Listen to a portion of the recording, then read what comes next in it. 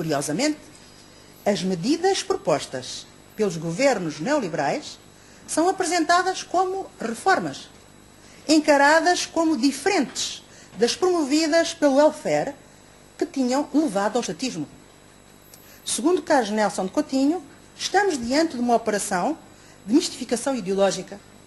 O que antes da onda neoliberal queria dizer ampliação dos direitos, proteção social, controle e limitação do mercado, etc., significa agora cortes, restrições, supressão destes direitos e deste controle. Face às tentativas de eliminar os direitos sociais, de desconstruir e negar as reformas já conquistadas, as lutas sociais estão agora pela sua defesa. Nas palavras de Norberto Bobbio, o problema fundamental em relação aos direitos do homem, hoje, não é tanto o de justificá-los, mas sim o de protegê-los. Trata-se de um problema não filosófico, mas político, como afirma.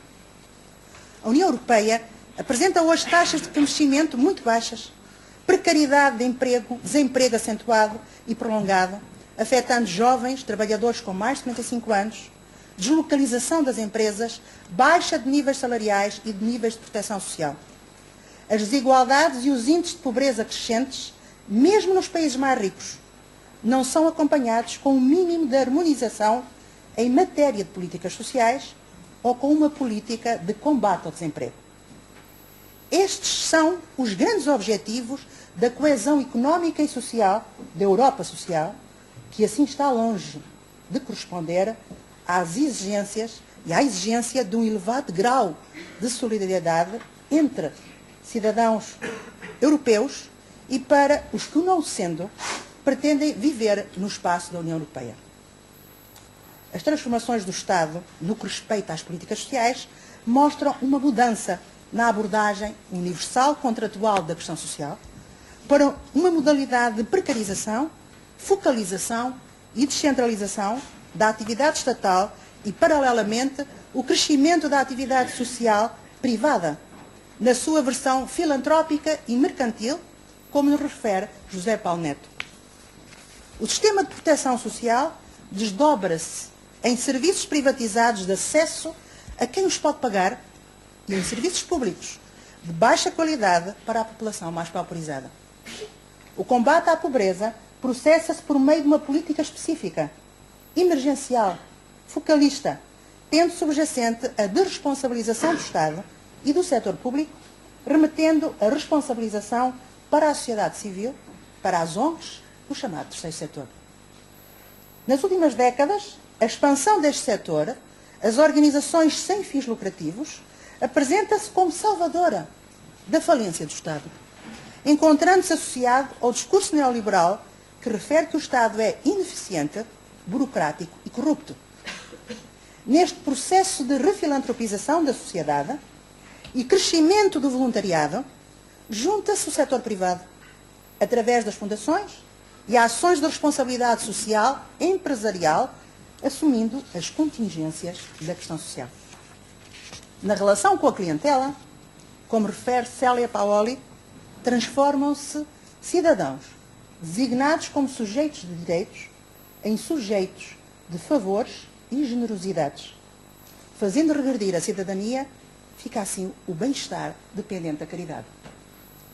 Neste contexto, o voluntariado é apresentado como suposta superioridade em relação ao funcionário público, tido como ineficaz, medíocre e privilegiado. Questão social, Estado e serviço social. O serviço social constitui-se neste contexto histórico como uma especialização do trabalho coletivo, uma profissão que foi incorporada às respostas que foram dadas às expressões da questão social.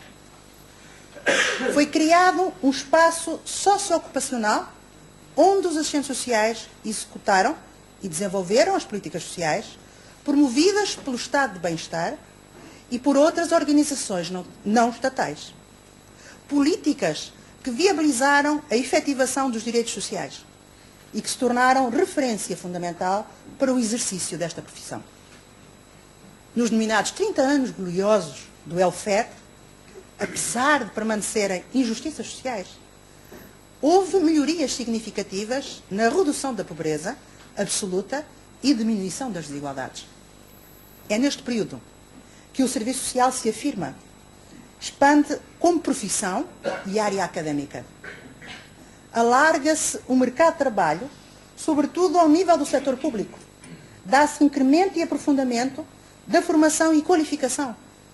Produzem-se publicações da área e a organização profissional torna-se um elemento constitutivo do serviço social ao nível interno de cada país e ao nível internacional.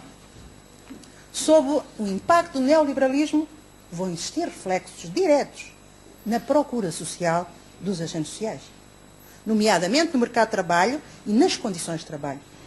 Assim, a redução de profissionais nos serviços públicos contrapõe-se o seu crescimento nas organizações que ocupam espaço de interseção entre o Estado e o mercado, que se denominam sem fins lucrativos, e a inserção em organizações do setor privado lucrativo. Hoje, nas relações de trabalho, os assistentes sociais não fogem ao desemprego. Há precarização, há desregulamentação das condições de trabalho, com repercussões na qualidade dos serviços prestados. A flexibilização das relações contratuais provoca rotatividade de emprego, multiplicidade de vínculos e níveis salariais reduzidos.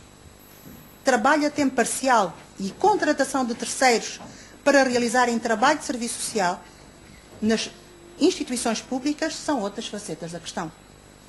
O trabalho crescente das assistentes sociais em atividades de voluntariado vão igualmente repercutir-se nos mecanismos para a subcontratação e precarização do trabalho profissional. Passando ao segundo ponto, então, desta comunicação. Questão social na sociedade contemporânea e serviço social. A primeira grande questão a abordar, pobreza e desigualdades sociais. Começo por lembrar as palavras de Nelson Mandela, em 2005. A pobreza maciça e as desigualdades...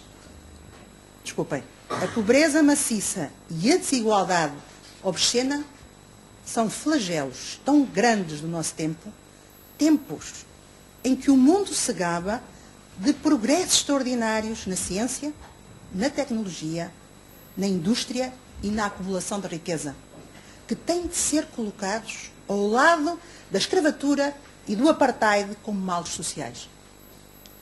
A pobreza e as múltiplas e crescentes desigualdades sociais constituem o elemento estruturante e um problema central das sociedades contemporâneas.